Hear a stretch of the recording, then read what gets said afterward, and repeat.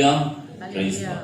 சரி, அருமையான தேவனுடைய பிள்ளைகளை, கடந்த வாரத்துல நான் கிதியோனை குறித்து ஒரு சில காரியங்களை பேசினேன். தொடர்ந்து கிதியோனை குறித்து ஒரு சில காரியங்களை ஒரு இடத்துல பேசி நான் சீக்கிரமாய் முடித்து விட்டு நான் இன்னொரு சபைக்கு கர்த்தருடைய செய்தியை கொடுக்க நான் கடந்து போக வேண்டும்.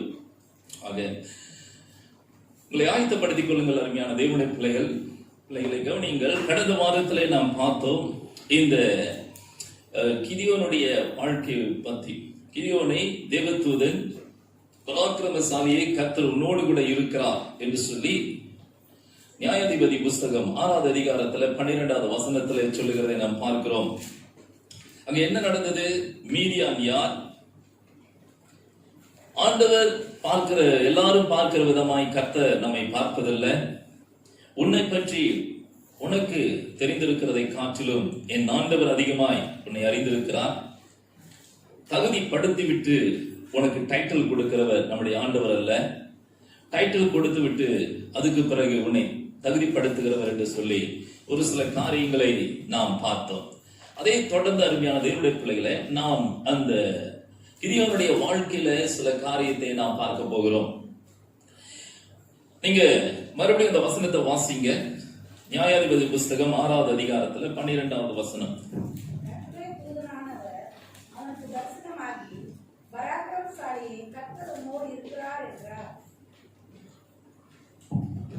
சரி,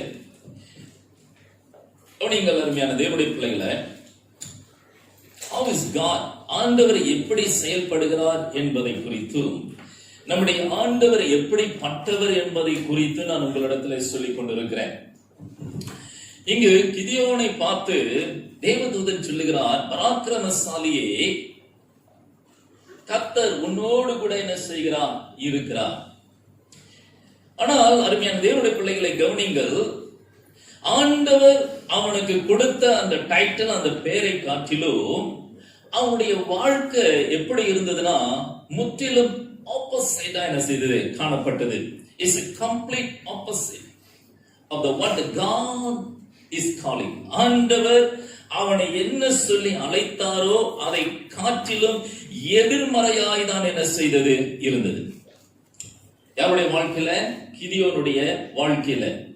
கிதியோனுக்கு ஆண்டவர் கொடுத்திருந்த ஒரு வேலை என்ன தெரியுமா? நீங்க பாத்தீங்கன்னா கிதியோனை ஆண்டவர் என்ன செய்யறாருன்னா, இஸ்ரவேல் ஜனங்களை மீதியானவருடைய கையிலிருந்து விடுதலை ஆக்கும்படியாக கிதியோனை கர்த்தர் என்ன செய்தார்? அழைத்தார். நீங்க வசனம் 14 என்ன செய்யலாம்? நீங்க வாசித்து பாத்தீங்கன்னா அங்க சொல்லப்பட்டிருக்கும். இரண்டாவதாக ஒரு ஜாப் கொடுத்திருந்தார். என்னன்னா, தகப்பனுடைய வீட்டில், ஓகே, தகப்பனுடைய the family altar, தகப்பனுடைய பாகாலின் பலிபீடத்தை தகர்க்க வேண்டிய பணியை என்ன செய்தார்? கொடுத்திருந்தார். நல்ல கவனிங்க. இஸ்ரவேல் ஜனங்களை எதிரி இடத்திலிருந்து, மீதியான இடத்திலிருந்து, சத்துரு இடத்திலிருந்து மீட்க வேண்டும். அதற்கு முன்பாக என்ன செய்ய வேண்டும்? தகப்பன் கட்டி வைத்திருந்த தன் தகப்பனுடைய அந்த பலிபீடம், பாகாலுடைய பலிபீடத்தை என்ன செய்ய வேண்டும்? தகர்க்க வேண்டும். இது கிதியோனுக்கு ஆண்டவர் கொடுத்திருந்த அல்லது பணித்திருந்த அவனுடைய வேலை. ஆனால் கவனிங்க, இந்த வேலைக்கு இந்த கிதியோன் தகுதியானவனா அப்படி நீங்க பாத்தீங்கன்னா நிச்சயமாய் அந்த சூழ்நிலைகளை வைத்து நாம் பார்க்கும் போது இந்த வேலைக்கு கிதியோன் தகுதியானவன் அல்ல. இன்னொரு சுருக்கமாய் சொல்ல போனா, போன வாரத்துல சொன்ன பிரகாரமாக அந்த கிதியோனை பார்த்து பராக்கிரமசாலியே என்று சொல்லி கர்த்தர் அழைப்பதற்கு அவன் எதிர்மறையாய்தான் இருந்தானே தவிர, அவனிடத்திலே நாம் பார்க்கிற பிரகாரமாக, நம்முடைய பார்வையின் பிரகாரமாக அவன் ஒரு பராக்கிரமசாலியாய் அங்க இல்லை. என்னையா மீதியானருக்கு விரோதமாய் என்ன செய்யணும்? யுத்தம் செய்து மீதியானுடைய ஜனங்களை என்ன, இஸ்ரவேல் ஜனங்களை காப்பாற்றணும். மிகப்பெரிய ஒரு பொறுப்பு. தகப்பன் கட்டி வைத்திருந்த அந்த பாகாலுடைய அந்த பலிபீடத்தை என்ன செய்ய வேண்டும்? தகர்க்க வேண்டும். ஆனா நடந்தது என்னன்னா, இந்த கிதியோனுடைய வாழ்க்கை நல்லா பாருங்க.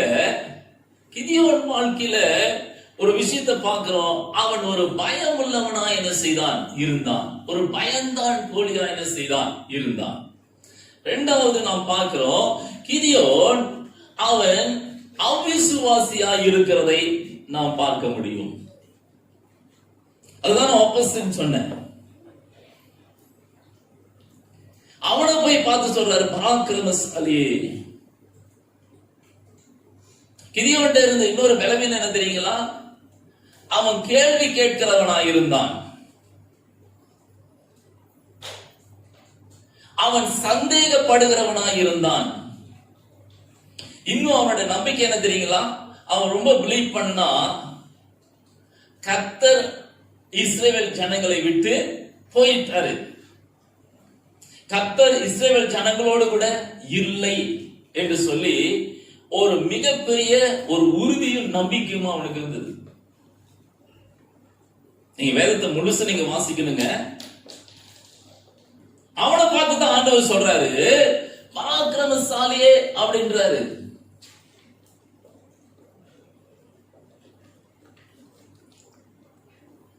அவன் ஒரு பயந்தான் போலீங்க. வசன ஆதாரம் இருக்குதா? நான் உங்களுக்கு சில வசனங்களை காமிக்கிறேன். அவன் பயந்துதான். எஸ், அவன் வந்து ஆண்டவர் சொன்ன சில காரியத்தை செய்தான். ஆனால் அவனுக்குள்ளே என்ன இருந்தது? ஒரு பயம் என்ன செய்தது? இருந்தது. வாசிங்க பார்க்கலாம். 25வது வசனத்திலிருந்து 26வது வசனம் வரைக்கும் வாசிங்க பார்க்கலாம். அன்று ராத்திரியிலே கர்த்தர் அவனை நோக்கி,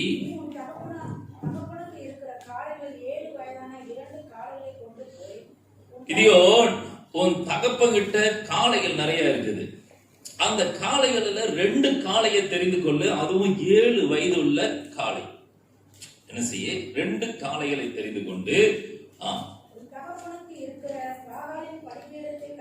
உன் தகப்பன் ஒரு பலிபீடத்தை கட்டி வச்சிருக்கிறாரு, ஒரு ஃபேமிலி ஆல்டர் ஒண்ணு கட்டி வச்சிருக்காரு. என்ன அப்படின்னு சொன்னால், பாகாலுடைய பலிபீடம். இஸ்ரவேல் ஜனங்களுக்கு இந்த ஒரு காரியம் இருந்தது. என்ன தெரியுங்களா? ஆண்டவர் எதை செய்யக்கூடாது அப்படின்னு சொல்லி இருந்தாரோ அந்த காரியத்தை அவர்கள் செய்தார்கள். அவன் தகப்பன் ஒரு பலிபீடத்தை கட்டி வைத்திருந்தான், பாகாலுக்கு ஒரு பலிபீடத்தை. அந்த பலிபீடத்தை ஆண்டவர் தகர்க்கும்படியா சொல்லுகிறார். வாசிங்க சிஸ்டர், தொடர்ந்து. மேலுள்ள வசனத்தை வாசிங்க. மேலுள்ள பாகாலுடைய பலிபீடத்தை நீ தகர்த்து அதில் அருகே இருக்கிற தோப்பை நீ வெட்டி போட்டு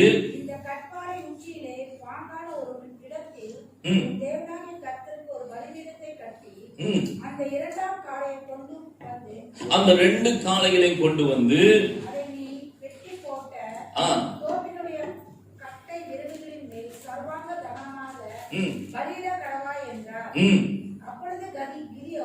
அப்பொழுது கிதியோன்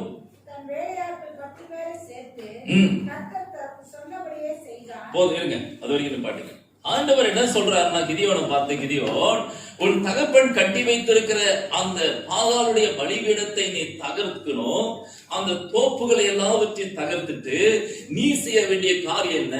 உன் தகப்பனுடைய நல்ல பலியை என்ன செய்யணும்? காளைகளை, 2 காளைகள், 7 வயதுள்ள காளைகள் என்ன செய்ய கொண்டு வந்து என்ன செய்ய? இந்த இடத்துல நீ பலி செலுத்த வேண்டும். எப்படிங்க? அவங்க அப்பாவுடைய காளையை நீ என்ன செய்ய எடுத்துட்டு வரணும். அப்பா கட்டி வச்சிருக்கிற என்ன செய்யணும்? அந்த பலிபீடத்தை தகர்க்க வேண்டும் அப்படின்னு சொல்றாரு. செஞ்சானா? கிதியோன் செஞ்சாரா இல்லையா? கிதியோன் அதை செய்தாரா இல்லையா? ஆண்டவர் சொன்னதை செய்தாரா இல்லையா? வாட்சவங்களாம் சொல்லுங்களா, எத்தனை பேர் சொன்ன, எத்தனை பேர் செய்தான்னு சொல்லி சொல்றீங்க? எப்படி செஞ்சாரு? வாசிங்க, இப்ப வாசிங்க, அந்த வசனத்தை தொடர்ந்து வாசிங்க.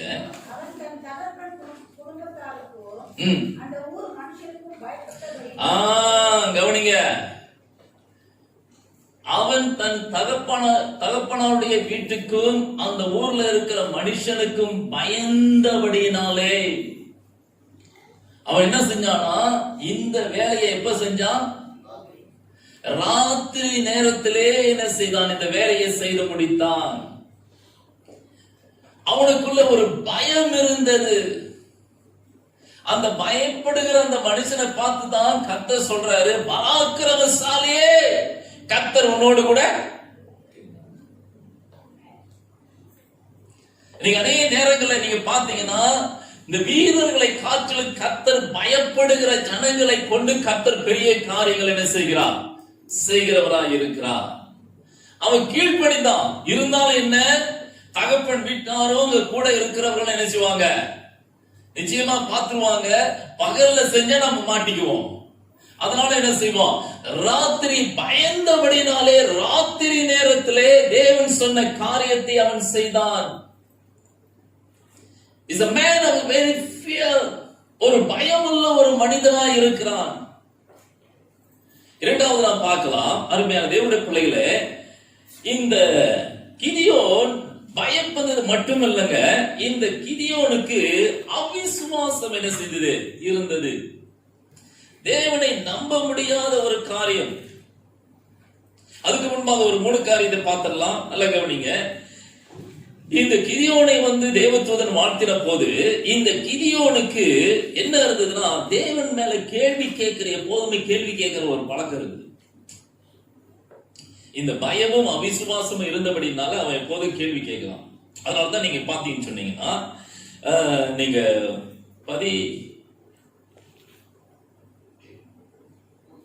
13வது வசனத்தை நீங்க பாத்தீங்கன்னா அங்க சொல்லப்பட்டிருக்கோம், அப்பொழுது கிதியோன் அவரை நோக்கி, ஆண்டவரே, கர்த்தர் எங்களோடு கூட இருந்தால் இவைகள் எல்லாம் எங்களுக்கு நேரிடுவானே. அப்ப அவனுக்கு கேள்வி கேட்கிறது. இந்த கேள்வி எதனால வருது? ஆண்டவர் மேல் அவனுக்கு ஒரு நம்பிக்கை, விசுவாசம் இல்லை. அவர் சொல்றார், பராக்கிரமசாலியை கர்த்தர் உன்னோடு கூட இருக்கிறார், உன்னை கொண்டு பெரிய காரியத்தை செய்வான்னு கர்த்தர் சொல்றாரு.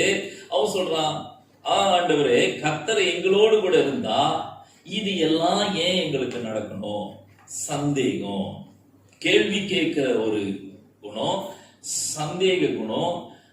3வது கன்ஃபார்ம் பண்ணிட்டா கர்த்தர் நம்ம கூட இல்லை. He was very strongly believed that God is not with us.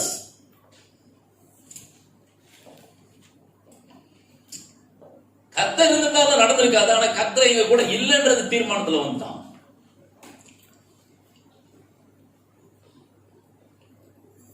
அருமையான தேவனுடைய பிள்ளைகளை கவனிங்க.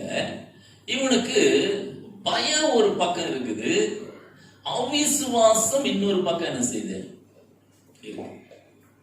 நம்பல, கர்த்தரை நம்ப முடியல.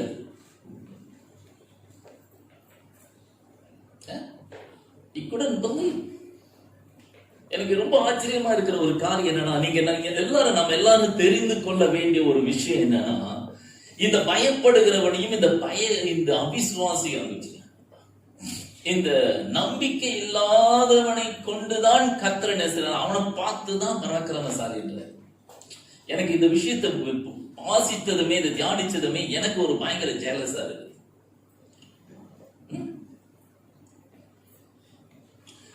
பகல்ல செஞ்சா மாட்டிக்குவோம், ராத்திரி செய்வோம். நிறைய பேர் என்ன செய்வாங்கன்னா, இந்த கர்த்தர் சொன்ன வேலையை கூட என்ன செய்வாங்க, மறைச்சு மறைச்சு செய்வாங்க. அவருக்கு தெரியாம இவருக்கு தெரியாம அப்படி செய்வாங்க. சோ எனிவே, கர்த்தர் என்ன செய்யறாரு? அவங்களுடைய ஊழியத்தையும் கர்த்தர் என்ன செய்யறார்? கனப்படுத்துகிறார். இங்க நீங்க பாத்தீங்கன்னு சொன்னீங்க, அவர் என்ன செய்யறாருன்னா, அவருக்கு அவிசுவாசம்,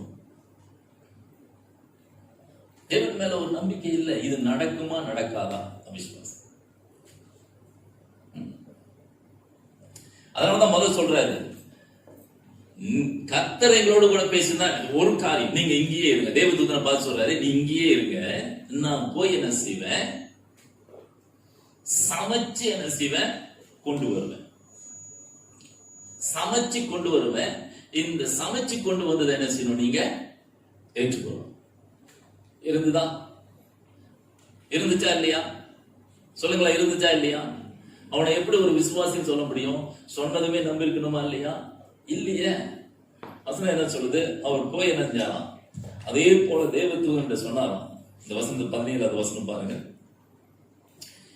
17வது வசனம், உம்முடைய கண்களில் இப்பொழுது எனக்கு தயவு கிடைத்ததானால் என்னோடு கூட பேசுகிறவர் தேவன் நீர்தான், தேவன் தான் என் கூட பேசுறாரு என்று எனக்கு ஒரு அடையாளத்தை காட்ட வேண்டும். எப்படிப்பட்ட மனுஷன் பார்த்தீங்களா? கர்த்தர் தான் என் கூட பேசுறாரு அப்படின்றதுக்கு எனக்கு ஒரு அடையாளத்தை காட்டணும். நான் உம்மிடத்திற்கு என் காணிக்கையை கொண்டு வந்து உமக்கு முன்பாக வைக்கும் அளவும் நீ விடம் விட்டு போகாதிருப்பீராக என்றான். அதற்கு நீ திரும்பி வரும் மட்டும் நான் இருப்பேன் என்றான். உடனே கிதியோன் உள்ளே போய் ஒரு வெள்ளாட்டு குட்டியை ஒரு மரக்கால் மாவிலே புளிப்பில்லாத அப்பங்களையும் ஆயத்தப்படுத்தி இறைச்சியை ஒரு கூடையில் வைத்து ஆணத்தை ஒரு கிண்ணத்தில் வார்த்து அதை வெளியே கர்வாலி மரத்தின் கீழ் இருக்கிற அவரிடத்திலே கொண்டு வந்தான். சூப்பரான ஒரு ஐட்டம். மேபி என்ன செய்யறாரு, ஒரு ஃப்ரை பண்ணிட்டாரு. ஒரு ஃப்ரை பண்ணி மாவுலாம் போட்டு கெந்தாக்கி ஃப்ரை சிக்கன் மாதிரி என்ன செஞ்சாரு, ஒரு வெள்ளாட்டை என்ன ஃப்ரை பண்ணிட்டு பக்கத்துல இந்த சாத்தையை சாப்பிடும் போது என்ன இருக்கணும், என்ன இருக்கணுங்க, குவா இருக்கணும். அதுதான் அது. நீங்க நிறைய பேர் கேட்பீங்க, அந்த அந்த வார்த்தைக்கு என்ன விளக்கம் எங்களுக்கு புரியல அப்படின்னு நீங்க பாருங்க. ஆணத்தை ஒரு கிண்ணத்தில் வார்த்து சாத்திய மாரி செஞ்சு எல்லாம் சுட்டுட்டாரு. எல்லாம் சுட்டு ரெடி பண்ணிட்டு இந்த சேர்த்து சாப்பிடுறதுக்கு என்னது குவாவும் ரெடி பண்ணிட்டாரு. இப்ப சாத்தியம் எங்க இருந்து வந்துச்சு?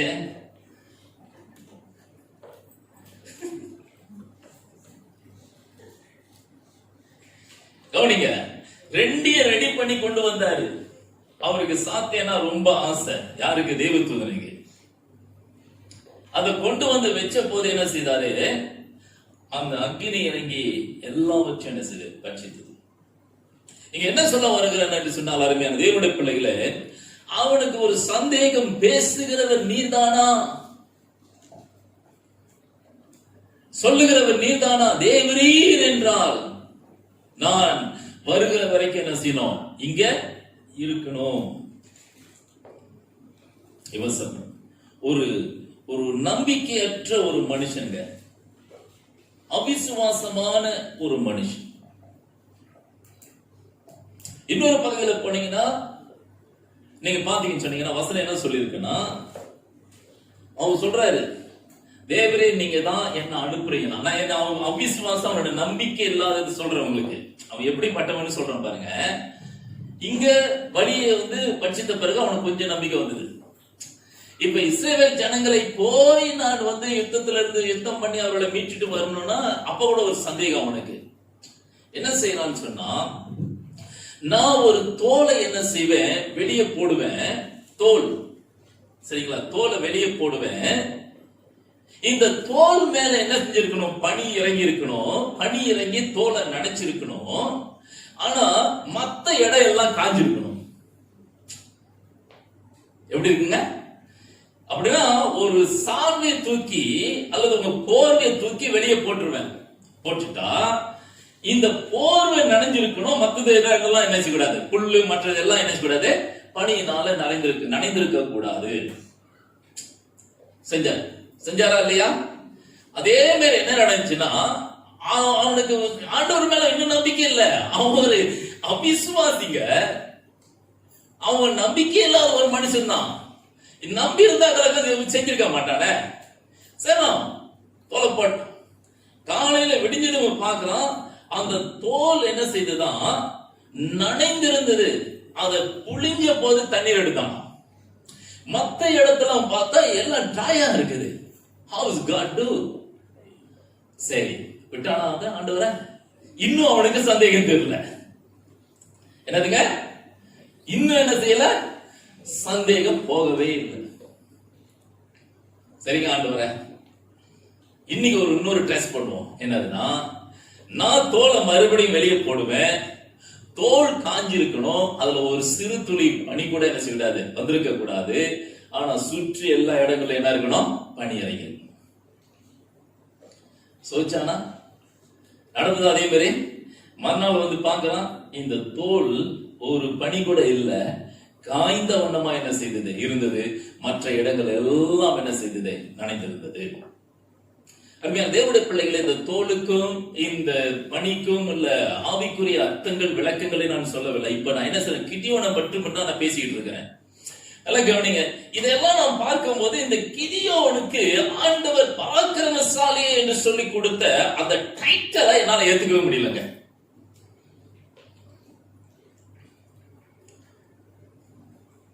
யாரை பார்த்து கூப்பிடுகிறார்? பராக்கிரமசாலி. இவ்வளவு பயம் உள்ளவனும் இவ்வளவு நம்பிக்கை இல்லாதவனும் பார்த்துதான் கர்த்தர் என்ன செய்கிறார்? பராக்கிரமசாலி என்று சொல்லி கூப்பிடுகிறார்.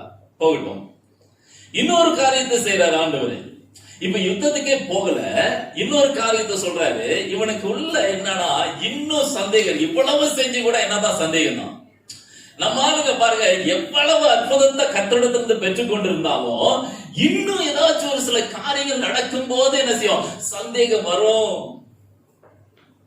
இப்ப நான் சொன்னேன், கர்த்தர் என்ன செய்யறாருன்னா இந்த இடத்தை காற்றிலும் இப்பதான் இனிமேல் தான் மகிமையை நம்ம பார்க்க போறோம்னு சொன்னேன். இன்னைக்கு எத்தனை பேர் அதை நம்பினீங்க எனக்கு தெரியல. எப்படிங்க? இப்படிதான் இத்தனையும் வருஷமா சொல்லிக்கிட்டு இருக்காரு.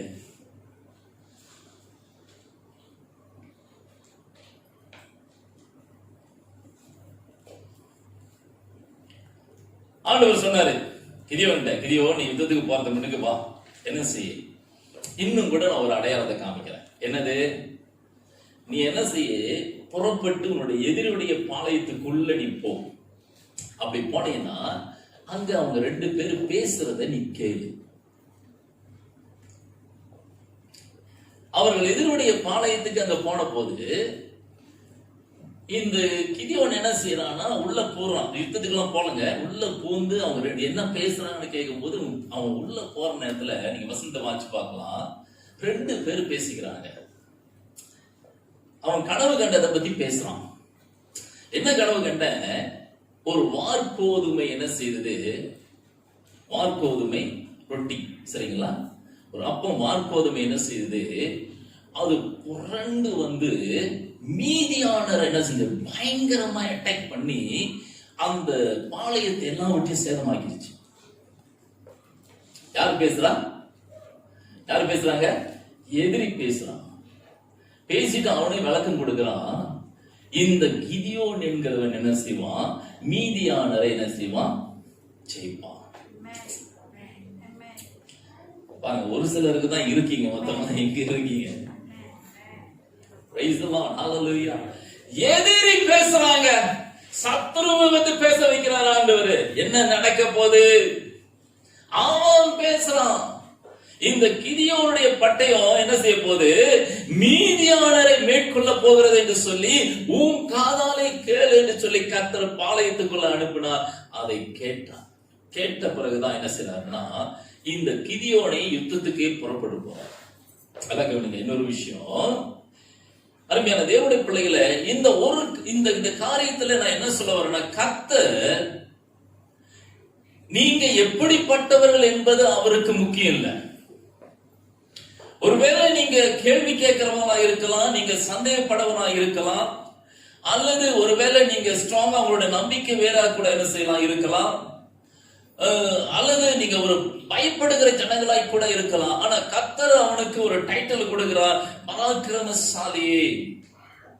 கடந்த வாரத்துல சொன்ன பிரகாரமாய் அருமையான தேவனுடைய பிள்ளைகளே, எல்லாவற்றையும் உங்களை உருவாக்கி விட்டு உங்களுக்கு டைட்டில் கொடுக்கிறவன் நம்முடைய ஆண்டவர் அல்ல. அவர் நமக்கு ஒரு டைட்டிலை கொடுத்து நம்மை அழைத்து விட்டு என்ன செய்கிறார்? நம்மை கொண்டு பெரிய காரியங்களை செய்கிறவர். எத்தனை பேர் விசுவாசிக்கிறேன்? நல்ல கரங்களை தட்டி கர்த்தரை மகிமைப்படுத்தலாமா? ஹல்லேலூயா, ஹல்லேலூயா, ஹல்லேலூயா. Praise the Lord. Amen. அருமையான தேவனுடைய பிள்ளைகளே, அழைப்புக்கு தெரிந்து கொள்ளுதலுக்கும் ஆண்டவர் என்ன செய்கிறார்னா, எந்த விதமான சம்பந்தமும் அடையாளம் இல்லாததை போல என்ன செய்யலாம் இருக்கலாம். நம்முடைய வாழ்க்கையில கர்த்தர் நம்மை அழைத்ததற்கும் நாம செய்கின்ற காரியங்களுக்கும் எந்த விதமான சம்பந்தமே இல்லாததை போல நம்முடைய வாழ்க்கையில என்ன செய்யலாம்? காணப்படலாம். அநேக நேரங்கள் இதை நாம பார்க்கிறோம். கர்த்தர் இவரை கொண்டுதான் செய்ய போறாரா? இந்த சகோதரியை கொண்டுதான் கர்த்தர் செய்ய போறாரா? அவங்களுடைய பேச்சுக்கும் அவங்களுடைய நடைக்கும் அவங்க செய்யற செயலுக்குமே சம்மதம் இல்லை அப்படின்னு நம்ம நினைப்போம். எப்படி? எப்படிங்க? அவங்க ஏற்கனவே பயந்துகிட்டு இருக்காங்க. இவங்களா இந்த வேலையை செய்ய போறாங்க? இவங்களா கர்த்தரால அழைக்கப்பட்டவங்க? ஹலோ, இவங்களா கர்த்தரால தெரிந்து கொள்ளப்பட்டவங்க? இவங்களா கர்த்தருடைய ஊழியத்தை செய்ய முடியும்? இவங்களா அந்த காரியத்தை செய்ய போறாங்க? அவங்க ஏற்கனவே ரொம்ப பயப்படுவாங்க. அவங்க ஏற்கனவே என்ன செய்வாங்க? நிறைய கேள்வியே கேட்டுக்கிட்டு இருப்பாங்க. ஒரு ரெண்டு கேள்வி இல்ல, ரொம்ப கேள்வி கேட்பாங்க. எல்லா விஷயத்தையும் கேள்வி கேட்டுக்கிட்டு இருப்பாங்க. இவங்களை கொண்டா கர்த்தர் செய்ய போறாரு? அவங்களுக்கு ஒரு நம்பிக்கை இருக்குதுயா, இதெல்லாம் கர்த்தர் இப்படிதான் வச்சிருப்பாரு அப்படின்ற ஒரு நம்பிக்கை. கர்த்தர் இருந்தா ஏன் அதெல்லாம் நடக்குது அப்படின்ற ஒரு நம்பிக்கை அவங்களுக்குள்ள இருக்குது. இவங்களை கொண்டா கர்த்தர் செய்ய போறாரு அப்படின்னு சொல்லி இவர்களையா அழைத்தார், இவர்களையா தெரிந்து கொண்டார் என்று சொல்லி நினைக்கிறவர்களை கொண்டுதான் கர்த்தர் பெரிய காரியங்களை செய்யும். இயேசு கிறிஸ்து ராஜ்யத்தின் சுவிசேஷத்தை இந்த பூமியிலே அவர் என்ன செய்தார்? பிரசங்கித்தார். என்ன பிரசங்கித்தார்? ராஜ்யத்தின் சுவிசேஷத்தை அவர் பிரசங்கித்த பிறகு இந்த ராஜ்யத்தின் சுவிசேஷத்தை தொடர்வதற்கு, தன்னுடைய ஊழியத்தை தொடர்ந்து செய்வதற்கு அவர் தேர்ந்தெடுத்த ஜனங்களை நீங்கள் பாருங்கள். அந்த ஜனங்கள் யாவரும் சாதாரண பாமர மக்களா என்ன செய்தார்கள்? இருந்தார்கள்.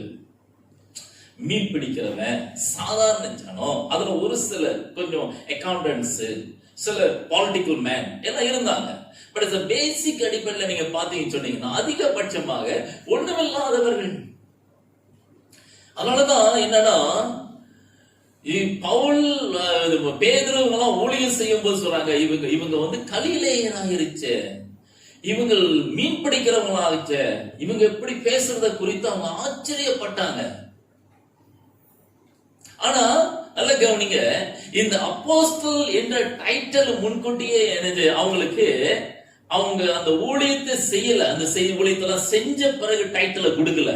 நீங்க பாத்தீங்கன்னா அந்த அப்போஸ்தல் என்ற டைட்டில நீங்க லூக்கா 10வது அதிகாரத்துல ஆண்டவர் நினைச்சாரு, அந்த 12 சீடர்களுக்கும் அப்போஸ்தலர் என்கிற டைட்டில கொடுத்துறாரு.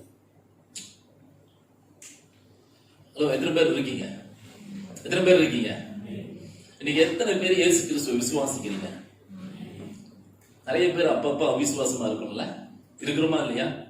இருக்கிறோமா இல்லையா? சொல்லுங்களேன். அப்பப்போ கொஞ்சம் அப்படி சந்தேகம் வருதா இல்லையா? நீங்களும் ரொம்ப நல்ல ஜனங்களா? பரவாயில்லையே, நான் மட்டும்தான் இப்படி இருக்கணும், நீங்க அவ்வளவு ஸ்ட்ராங்கா இருக்கீங்க. ஆனா முன்கூட்டி என்ன செஞ்சிட்டாருன்னா, நமக்கு கிறிஸ்தவர்கள் பேர் வச்சிட்டாரு. முன்கூட்டியே நமக்கு என்ன செஞ்சாருன்னா விசுவாசிகள் பேர் வச்சிட்டாரு. ஹலோ, கவனிக்கிறீங்களா?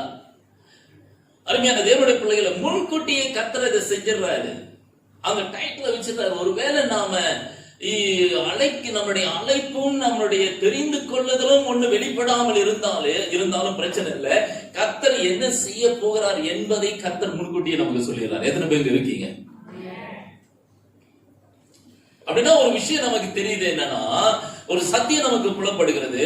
அவர் காட், நம்முடைய ஆண்டவன் நம்மை உருவாக்கும் தெய்வம் என்று சொல்லி நமக்கு புரிகிறது. இப்ப கிதியோனுக்கு இவ்வளவு விஷயம் இருக்குது. கிதியோன் இதெல்லாம் வந்து முடிஞ்ச பிறகு நடந்த சம்பவம், இது அவனுக்கு இருந்தது. Is a personal character. அவனுக்குள்ள சந்தேகம் இருந்தது. அவனுக்குள்ள என்ன இருந்ததுன்னா, இதுதான் நம்முடைய வாழ்க்கை, கர்த்தர் நம்மோடு கூட இல்லைன்னு இருந்தது. பயங்கரமான கேள்வி கேட்கிற ஒரு அனுபவம் இருந்தது. அவனுக்கு பயப்படுகிற ஒரு அனுபவம். அவன் தகப்பனுடைய வீட்டுக்கு பயப்படுறான், சுத்தி இருக்கிறான், அந்த ஜனங்களுக்கு பயப்படுறான். இந்த தகப்பனுடைய வீட்டுக்கும் கூட இருக்கிற ஜனங்களுக்கே பயந்தவன் எப்படி அங்க யுத்தத்துக்கு போக போறான்? சந்தேகம் வர, ஆண்டவரை நீங்க இதெல்லாம் செஞ்சீங்கன்னா அது கொடுத்துட்டாரு, அந்த அந்த அவன் செலுத்தின பலியை அங்கீகரிச்சுட்டாரு. அப்பயாத விட்டானா? இல்லையே. மறுபடியும் ஒரு அடையாளம் தான், மிகப்பெரிய அடையாளம், அற்புதத்தை செஞ்சு காமிக்கிறாரு. அருமையான தேவனுடைய பிள்ளைகளை, நம்முடைய தேவன் நம்மை உருவாக்குகிற தேவன். ஆமீன் சொல்லலாமா? ஆமீன் சொல்லலாமா? உங்களுக்கு என்ன கர்த்தர் ஏற்கனவே தீர்க்க தரிசனமாய் சொன்னாரோ, என்ன கர்த்தர் உங்களிடத்துல பேசினாரோ, நீங்க அந்த மாதிரியாய் மாற போகிறீர்கள் என்பது நிச்சயம். என் ஆண்டவருடைய சத்தியத்தின்படி கர்த்தர் அதை செய்ய போகிறார். ஹல்லேலூயா. We cannot think as what the world is thinking. உலகம் எப்படி யோசிக்கிறது என்பது போல நாம் அப்படி யோசிக்க முடியாது. Totally is different. நான் உங்களுக்கு சொல்றேன், இந்த சத்தியத்தை நீங்க நல்லா புரிந்து கொள்ளுங்க. அதனாலதான் ஆண்டவர் நமக்கு அதை சொல்லிக் கொடுத்தார். என்ன தெரியும் சொல்லிக் கொடுத்தாரு? நன்மையும் ஜீவனும் மரணமும் ஜீவனும் நாவின் அதிகாரத்தில் இருக்கிறதை விரும்புகிறவன் அதன் கனியை என்ன செய்வான்? புசிப்பான். Don't confess. நீ என்ன பேசணுன்றது ரொம்ப முக்கியமானது. பிரைஸ் எல்லாம் உருவாக்குகிறார். பேரு கொடுத்துட்டு உருவாக்குகிறார். எப்படி? அபிராம் என்ற ஒரு மனுஷனை கூப்பிட்டாரு. அவன்கிட்ட சொன்னாரு, நீ என் பின்னவா, நான் உன் தேசத்தை காமிக்கிறேன், உன் சந்ததியை வானத்து நட்சத்திரங்களை போல என்ன செய்வேன்? பழுக செய்வேன். உன் சந்ததி பூமியின் கடற்கிற மணலை போல என்ன செய்யும் இருக்கும் அப்படின்னு சொன்னார். இவன் அதிகமா நம்பல, கூப்பிட்டு அவன் பேரை மாத்தினாரு. இனி உன் பேரு என்ன இல்ல? அபிராம் இல்ல, உன் பேரு ஆபிரகாம் மாத்திட்டாரு. ஆபிரகாம்னா என்ன? ஜாதிகளின் தகப்பன். என்ன தகப்பன்ங்க? ஜாதிகளின் தகப்பன். ஒவ்வொருவனும் அவனை கூப்பிடும் போது என்னன்னு கூப்பிட்டுருப்பாங்க? ஜாதிகளின் தகப்பன். ஹலோ மிஸ்டர் ஜாதிகளின் தகப்பன், எப்படி இருக்கீங்க? நல்லா இருக்கீங்களா?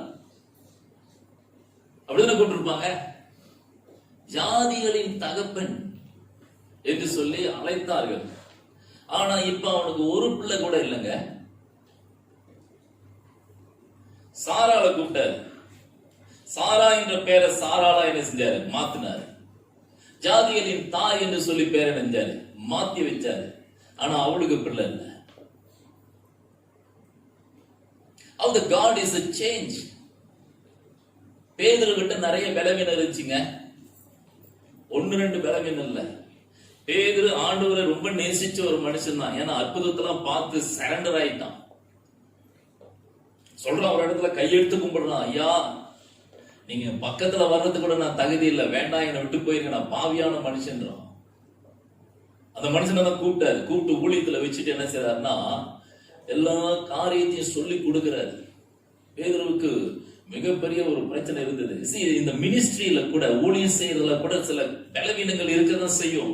It's not anyone is perfect like the god. ஆண்டவர் போல யாருமே இல்ல, பெர்ஃபெக்ட் கிடையவே கிடையாது. நிறைய பேர் என்ன நினைப்பாங்கன்னா, நான் பைபிள் எல்லாம் கத்துக்கிட்டு அப்புறம் ஊழியது. நீ கத்துக்கிட்டு என்ன ஊழியத்துக்கு போக முடியாது, வேணா நீ சாகத்துக்கு போ, அங்க போயிருக்கலாம். வேணாம், எல்லாத்தையும் கத்துக்கிட்டா எங்களாலையும் கத்துக்க முடியல. எல்லாத்தையும் கத்துட்டு எப்படி நீங்க வந்து ஊழியம் செய்வ முடியாது. ஐயா எந்த ஊழிய நம்ம கேட்டு பாருங்க, எல்லாத்தையும் கத்துக்கிட்டீங்கன்னா இல்ல. எல்லாத்தையும் எப்படி கத்துட்டு போறது? எத்தனையோ வருஷமா வசனத்தை வாச்சேன், இந்த ரெவலேஷன் கத்துற இந்த காலத்துல தான் கொடுத்தாரு. புரியுதுங்களா என்ன சொல்றேன்? எப்படி எல்லாத்தையும் கத்துக்க முடியும்? நான் எல்லாவற்றையும் கற்றுக்கொண்டு நான் அதுக்கு பிறகுதான் ஊழியத்துக்கு போவேன், கத்துற என்ன முடியாது. அது பின்னால ஒரு வசனம் இருக்குது, அதுக்கு ஒரு பிரசங்கம் பண்ணுவோம், பிரச்சனை இல்லை. என்ன செய்யறாரு? பேதுருவை பார்த்து, அந்த பேதுருன்ற மனுஷனை பார்த்து சொல்றாரு, பேதுரு கிட்ட என்னன்னா, ஆண்டவரை விட்டு கொடுக்க கூடாது. எல்லாம் ஒரு முந்திரி கொட்டை மாதிரி, எந்த விஷயமா இருந்தாலும் சரி, யாரு அவர் பாட்டுக்கு புல்டோஸ் மாதிரி அடிச்சுட்டு போயிட்டே இருப்பாரு, அவ்வளவுதான். அது அவருடைய கேரக்டர். எல்லா கேரக்டர் உள்ள ஜனங்கள் எடுத்துட்டாங்க, இருந்தாங்க. இந்த பேதுருவை பார்த்து சொல்றாரு, ஒரு நாள், நீ பேதுருவா இருக்கிறாய், இந்த கல்லின் மேல் என்ன செய்வேன்? என் சபையை என்ன செய்வேன்? அவனுடைய வாழ்க்கையை கொஞ்சம் சிந்திச்சு பாருங்க. ஆரம்பத்திலேயே அவன் தோல்வி.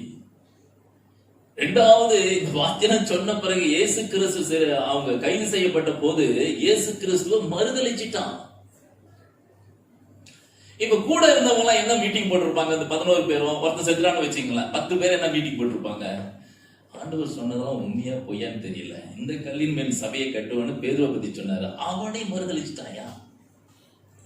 அந்த சிஸ்டரே தீர்மானம் பண்ணிட்டாங்க, நாங்க வேற சேர்ச்சுக்கு போனான்னு சொல்லிட்டு. நீங்க என்ன பேசுறீங்க? நீங்க என்ன பேசுறீங்க?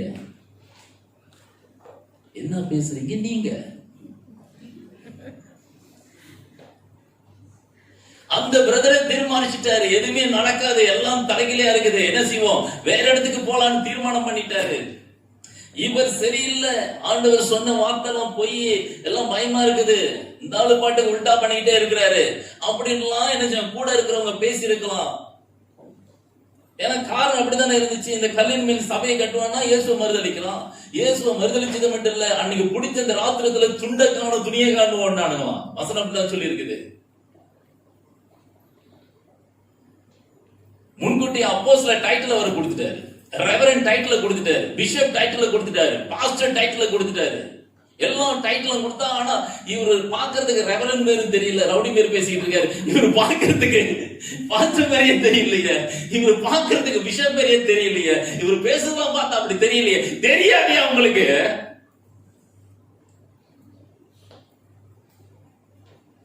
ஹலோ, ஆண்டவர் பேதுருவை பயன்படுத்தினாரா இல்லையா? அந்த வார்த்தை நிறைவேறிச்சா இல்லையா? அந்த கல்லின் மேல் என் ஆண்டவர் சபையை கட்டுவேன் என்று சொன்னார்.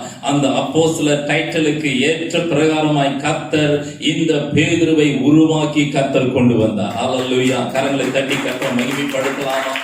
என்னுடைய ஆண்டவர் உருவாக்குகிறவராய் இருக்கிறார். நீங்கள் நினைக்குகிறதை போல அல்ல. ஹல்லேலூயா! ஹல்லேலூயா! ஹல்லேலூயா! அதனால அருமையான தேவனுடைய பிள்ளைகளை உருவாக்குகிற தேவனாய் இருக்கிறார்.